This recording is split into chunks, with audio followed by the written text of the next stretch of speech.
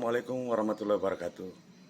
Pada hari ini, para penonton dan pemirsa yang ada di rumah, saya bincang-bincang langsung dengan Bapak Dr. Andes Untung Paweto MSc.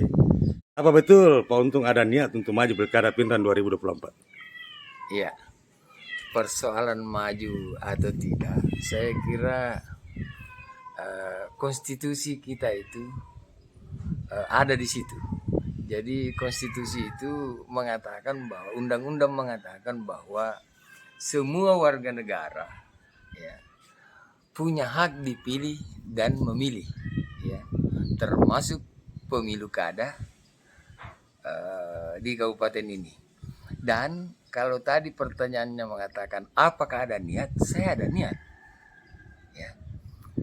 Kalau memang warga mendorong saya, menginginkan saya, dan Tuhan mengizinkan, why not? Kenapa tidak?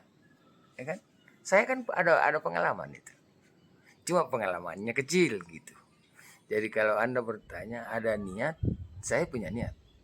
Saya kira begitu. Saya pantau dan lihat profil Bapak, syarat dengan pengalaman. Pernah lurah di Makassar, camat di Kabupaten Pindrang beberapa kali. Terus jabatan-jabatan penting pernah kita raih, seperti kepala dinas. Bahkan 7 kali Bapak eselon 2. Tentu pengalaman ini cukup mumpuni untuk memperbaiki Pindrang ke depan. Ya, tapi terkait masyarakat Pindrang ini Pak, banyak mengeluhkan masalah langkanya pupuk atau kekurangan pupuk. Ya. Apa ada upaya-upaya Bapak untuk memperbaiki ini semua apabila masyarakat Pindrang memberikan amanah sehingga Bapak nantinya kelak terpilih sebagai bupati atau wakil bupati Pindrang? Iya. Bercerita tentang pengalaman birokrasi, saya kira cukuplah. Ya, saya pernah jadi sopir camat, saya pernah lurah, saya pernah camat. Ya, terakhir saya menjadi kepala dinas dan kepala badan. Kalau itu pengalaman pemerintahan, ya saya kira ya adalah sedikit ya. Kemudian masalah pertanyaan Anda tadi itu menyangkut masalah pupuk. Itu kan masalah manajemen gitu, masalah pengelolaan. Iya. Saya kira pemerintah pusat itu sudah cukup itu mendistribusi ke daerah-daerah. Ini tinggal dikelola, dimanage dengan baik ini. Ya, memang saya dengar-dengar di luar ini bahwa pupuk bersubsidi itu kadang masyarakat susah sekali mendapatkannya. Yang banyak itu pupuk non subsidi. Padahal yang diinginkan oleh masyarakat petani di kabupaten ini 87% ya bergerak di bidang pertanian memerlukan pupuk bersubsidi. Inilah yang kita kelola sebenarnya. Ini tinggal pengelolaan. Tinggal pengelolaan ini. Saya kira pemerintah pusat itu cukup itu. Karena semua petani itu sudah mengajukan RDKK. Ya. Pada kelompok-kelompok tani itu. Nah, tinggal ini pendistribusiannya ini yang dimanage oleh pucuk pimpinan. Saya kira tinggal manajemennya ini, Pak.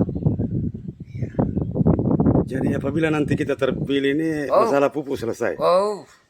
Selesai itu barang, Pak. Tidak akan terjadi lagi. Dan kalau terjadi di periode ketiga, saya akan mundur kalau itu langkah. Ini harus komitmen, Pak. Jadi seorang pemimpin itu punya komitmen itu kuat itu dengan masyarakat. Misalnya kalau dia sudah bilang pupuk tidak akan langka, itu pegang itu. Jadi kita punya komitmen 3 tahun memerintah, lantas pupuk ada langka, mengundurkan diri. Saya mundur, Pak. Malu. Yang memilih kita kan rakyat. Jadi harus kita berpihak kepada rakyat. Karena yang memilih kita itu adalah rakyat. Berarti kita harus berjuangkan rakyat. Bukan sebaliknya. Rakyat sudah setengah mati memilih kita, baru kita lagi yang bikin setengah mati. Itu kan namanya konyol namanya itu kan. Nah, itu Pak itu. Di sendi-sendi lain kehidupan masyarakat sosialnya Pak, terkait masalah pembangunan yang ada di Pindrang, infrastruktur, terus ekonomi kerakyatan, bagaimana kita meningkatkan pendapatan PAD atau pendapatan masyarakat Kabupaten. Ya, ini menyangkut pembangunan di Kabupaten Pindrang, pembangunan fisik dengan non fisik. Jadi APBD kita itu cukup lumayan, Pak. Inilah yang dikelola, dimanage dengan baik sehingga anggaran yang 1 T lebih ini itu kita kelola dengan baik dengan memfungsikan seluruh stakeholder yang ada. Ya, utamanya menyangkut masalah pertanian, kesehatan, kebudayaan, ya, dan potensi yang tidak kalah pentingnya ini adalah generasi muda. Itu generasi muda itu perlu. Makanya generasi muda itu perlu ditingkatkan SDM-nya itu.